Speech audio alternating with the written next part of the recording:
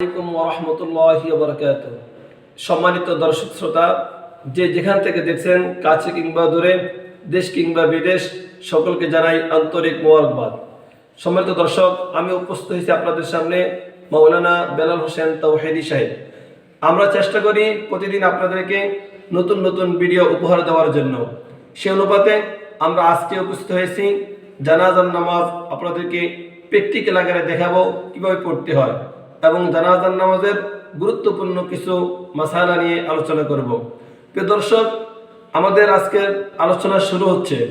আমরা জানি যখন আমরা জানাজার নামাজের মধ্যে উপস্থিত হই, মাইয়ত যখন সামনে আসা হয়, তখন সর্বপ্রথম যেটা করতে হয় সেটা হলো নামাজের জন্য কাতার তৈরি করতে হয়।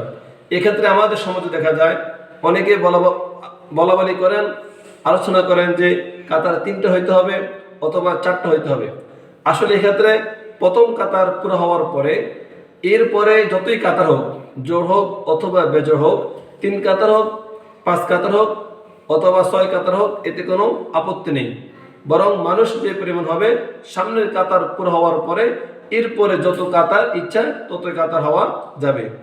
এরপরে বিষয় হলো যে জানাজার নামাজের কাতার কি নামাজের কাতারে সোজা হবে না আঁকা বাঁকা হলেও চলবে? অবশ্যই নামাজের কাতারে নেয় জানাজার কাতারও কি হতে হবে? সোজা হতে হবে।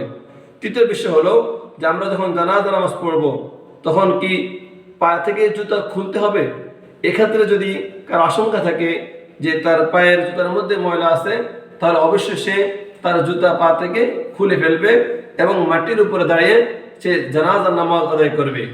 আর যদি কেউ নিশ্চিত থাকে যে তার জুতার মধ্যে কোনো নাফাকি নেই, ময়লা নেই, তাহলে সে যদি জুতা পরিহিত অবস্থায় জানাজা নামাজ পড়ে তাহলে সেক্ষেত্রে কোনো সমস্যা হবে না।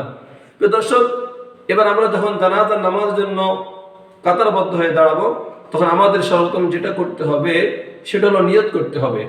এক্ষেত্রে যদি আমরা আরবি নিয়ত পারি অবশ্যই আমরা আরবি নিয়ত করব। আরবি নিয়তটা আমি আপনাদেরকে বলে দিচ্ছি। নাওয়াইতু আন উয়াদ্দিয়া লিল্লাহি তাআলা আরবা তাকবীরাতি সালাতিল জানাজাতি ফরজুল কিফায়াতি আসসানাউ লিল্লাহি তাআলা ওয়াসসালাতু আলান নবী ওয়াদ-দুআউ লিহাযাল মাইয়িতি। প্রিয় দর্শক, এক্ষেত্রে মাইয়িত যদি পুরুষ হয় তাহলে হবে লিহাযাল মাইয়িতি, আর যদি মাইয়িত মহিলা হয় তাহলে বলতে হবে লিহাযিহিল মাইয়িতি। এরপরে যদি মুক্তাদি হয় তাহলে বলতে হবে ইক্তাদাইতু বিহাযাল ইমাম মুতাওয়াজ্জিহান ইলা জিহাতিল কাবাতিশ শরীফাতি আল্লাহু আকবার। আর যদি ইমাম হয়ে থাকে তাহলে বলবে মুতাওয়াজ্জিহান ইলা জিহাতিল কাবাতিশ শরীফাতি আল্লাহু আকবার। আর যারা আরবি নিয়ত পারে না তারা বাংলাতে নিয়ত করবে। বাংলা নিয়ত হচ্ছে আমি জানাজার নামাজ ফরজে কিফায়া নামাজ 4 তাকবীরের সাথে এই ইমামের পিছনে কিবলামুখী হয়ে এই মাইয়তের জন্য আদায় করে দিয়েছি। এ হচ্ছে বাংলা নিয়ত। এবার যখন নিয়ত শেষ হয়ে যাবে তখন আমরা জানাজার নামাজ শুরু করব। সর্বপ্রথম তাকবীরে তাহরিমা বলে আমরা আল্লাহু আকবার বলে হাত বেঁধে ফেলব। জানাজার নামাজের ক্ষেত্রে আমরা যেটা ভুল করে থাকি অনেক ক্ষেত্রে সেটা হলো ঈদের নামাজের ন্যায় আমরা জানাজার নামাজের ক্ষেত্রে হাত অনেকে তুলে ফেলি। এটা কখনো উচিত নয়। বরং জানাজা নামাজের ক্ষেত্রে আমরা তাকবীরে তাহরিমা বলে যখন হাত বেঁধে ফেলবো তখন আমাদের হাত বাঁধা থাকবে এবং আমরা প্রথম তাকবীরের পরে হাত বাঁধার পরে আমরা কি করব? আমরা সানা পড়ব। সুবহানাকাল্লাহুম্মা ওয়া বিহামদিকা ওয়া তাবারাকা ইসমুকা ওয়া তাআলা জাদ্দুকা ওয়া জাল্লা সানাউকা। এই ক্ষেত্রে ওয়া জাল্লা সানাউকা শব্দটা বাড়বে। এরপরে ওয়ালা ইলাহা গায়রুক। এরপর আমরা দ্বিতীয় তাকবীর বলব আল্লাহু আকবার। আমাদের হাত উঠবে না। এক্ষেত্রে পিছনে যারা মুক্তাদি থাকবে তারাও অবশ্যই আস্তে আস্তে কি বলবে? তাকবীর বলতে হবে। কারণ জানাজার 4 তাকবীর বলা ইমাম মুক্তাদি সকলের জন্য ফরজ। এবারে দ্বিতীয় তাকবীর পরে আমরা কি করব? দুরূদ শরীফ পড়ব। আল্লাহুম্মা সাল্লি আলা মুহাম্মাদিন ওয়া আলা আলি মুহাম্মাদ কামা সাল্লাইতা আলা ইব্রাহিমা ওয়া আলা আলি ইব্রাহিম ইন্নাকা হামিদুম মাজিদ। আল্লাহুম্মা বারিক আলা মুহাম্মাদিন ওয়া আলা আলি মুহাম্মাদ কামা বারাকতা আলা ইব্রাহিমা ওয়া আলা আলি ইব্রাহিম ইন্নাকা হামিদুম মাজিদ। দ্বিতীয় তাকবীর পরে দুরূদ শরীফ পড়ার পরে এবার আমরা তৃতীয় তাকবীর দিব। আল্লাহু আকবার। ইমাম সাহেব যখন দ্বিতীয় তাকবীর দিবে, মুক্তাদিরাও আস্তে আস্তে কি করবে, তৃতীয় তাকবীর দিবে। তৃতীয় তাকবীরের পরে আমরা মাইয়িতের জন্য দোয়া পড়ব। আল্লাহুম্মা গফির লিহাইয়িনা ওয়া মাইয়িতিনা ওয়া শাহিদিনা ওয়া গায়িবিনা ওয়া সগীরিনা ওয়া কাবীরিনা ওয়া যাকারিনা ওয়া উনসানা।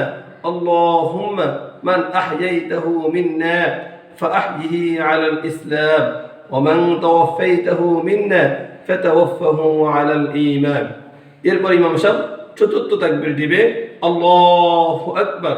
চতুর্থ তাকবীর পরে এবার সালাম ফিরাবে। এই সালাম ফিরানোর ক্ষেত্রে চতুর্থ তাকবীর পরে আসসালামু আলাইকুম ওয়া রাহমাতুল্লাহ বলে ডান দিকে সালাম ফিরাবে। এরপর আসসালামু আলাইকুম ওয়া রাহমাতুল্লাহ বলে বাম দিকে সালাম ফিরাবে।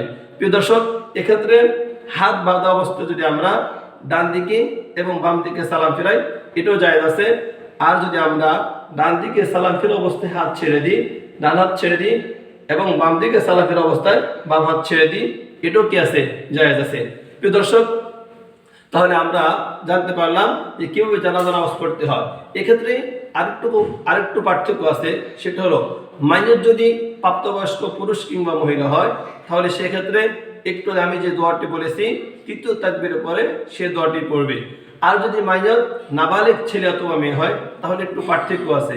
মৃত ব্যক্তি মাইয়িত যদি নাবালেগ ছেলে হয়, তাহলে সেক্ষেত্রে তৃতীয় তাকবীরের পরে পড়তে হবে আল্লাহুম্মা জাআলহু লানা ফারতাও ওয়াজআলহু লানা আজরাও ওয়া যুখরাও ওয়াজআলহু লানা শাফিআও ওয়া মুশাফফাআ। আর যদি মাইয়িত নাবালেগ মেয়ে হয়, অপ্রাপ্তবয়স্ক মেয়ে হয়, তাহলে সেক্ষেত্রে পড়তে হবে আল্লাহুম্মা জাআলহা লানা ফারতাও ওয়াজআলহা লানা আজরাও ওয়া যুখরাও ওয়াজআলহা লানা শাফিআও ওয়া মুশাফফাআ। অর্থাৎ মেয়েদের ক্ষেত্রে হা শব্দ বাড়াতে হবে।